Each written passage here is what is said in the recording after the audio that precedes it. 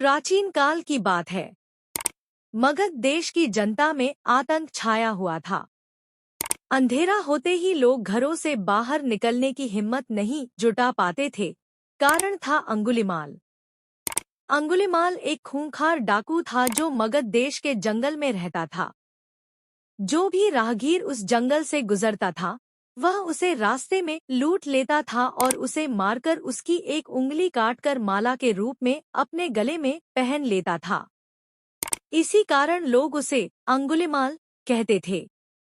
एक दिन उस गांव में भगवान बुद्ध आए। लोगों ने उनका खूब स्वागत सत्कार किया।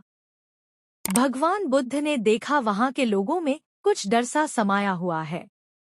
भगवान बुद्ध ने लोगों से इसका कारण जानना चाहा, तो लोगों ने बताया कि इस डर और आतंक का कारण डाकू अंगुलिमाल है। वह निरपराध राहगीरों की हत्या कर देता है। भगवान बुद्ध ने मन में निश्चय किया कि उस डाकू से अवश्य मिलना चाहिए।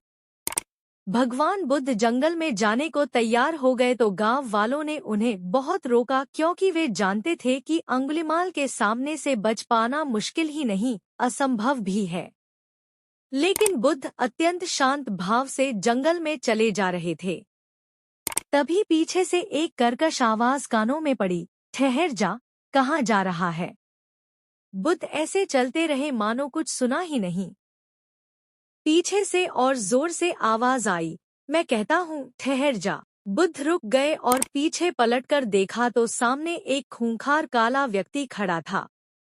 लंबा चौड़ा शरीर, बड़े हुए बाल, एकदम काला रंग, लंबे लंबे नाखून, लाल लाल आंखें, हाथ में तलवार लिए वह बुद्ध को घूर रहा था।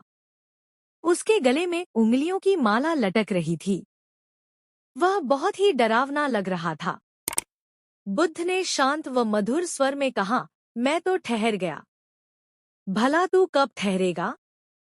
अंगुलिमाल ने बुद्ध के चेहरे की ओर देखा।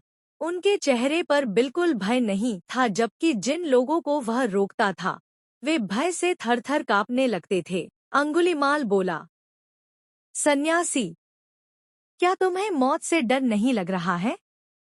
देखो, मैंने कितने लोगों को मारकर उनकी उंगलियों की माला पहन रखी है। बुद्ध बोले, तुझसे क्या डरना? डरना है तो उससे डरो जो सचमुच ताकतवर है। अंगुलिमाल जोर से हंसा, हे साधु, तुम समझते हो कि मैं ताकतवर नहीं हूँ। मैं तो एक बार में 10-10 लोगों के सिर काट सकता हूँ।